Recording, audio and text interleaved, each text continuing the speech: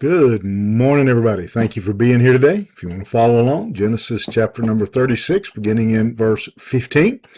And we will progress from verse 15 down to verse number 19.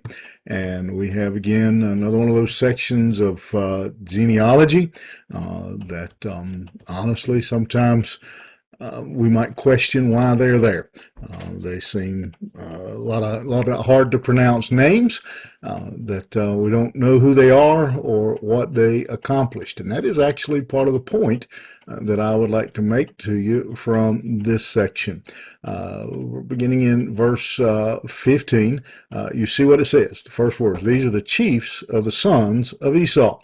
And so here we see a listing of their names. Began with his sons, and here we come on and see the sons, the grandsons who become chiefs is what they are called here in these verses. They gain some type of fame, fortune, power here on earth in these. What is interesting is it ends after about the fourth generation.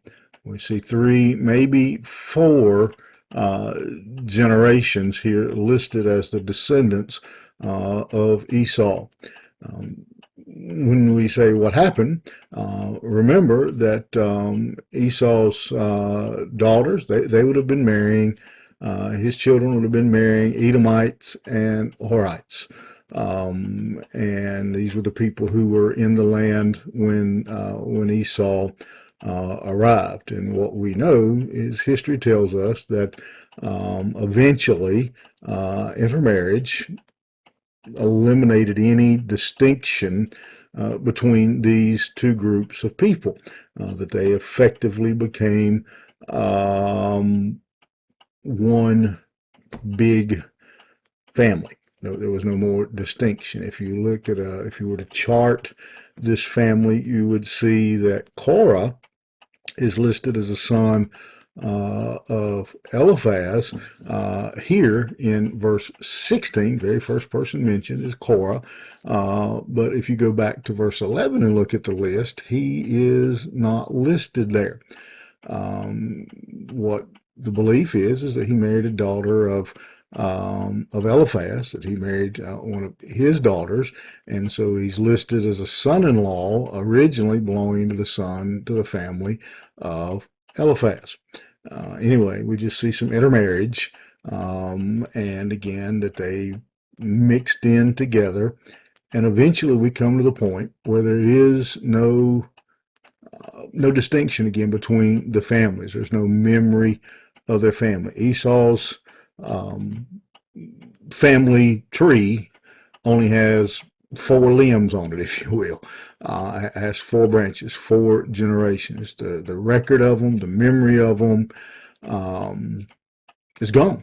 Whatever archaeologists today may dig up, but other than that, they are gone. There's no, again, physical history of them, but more importantly, there is no spiritual listing of anything that Esau's family did. We can't say that the world is a better place because of Esau's descendants. That there seems to be no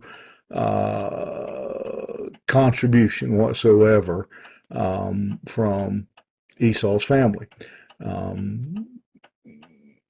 Very simple lesson this morning from this story. There's a lot of people mentioned here.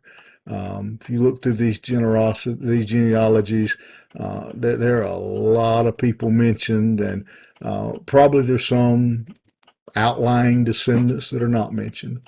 And yet, 4 generations, and we lose all record of them. No difference. This world is not better or apparently worse because they walked this earth. They left no spiritual heritage. They made no contribution to the good of society. we should all look in the mirror. What fools we are to go through this life, have our families, have our children, our grandchildren, build monuments, build houses, build portfolios, build bank accounts, and not leave behind a spiritual heritage. You think about it. What spiritual heritage are you leaving behind for your children, your grandchildren, your great-grandchildren? How many generations before your spiritual influence disappears? Think about it. Have a great day. We'll see you here tomorrow morning.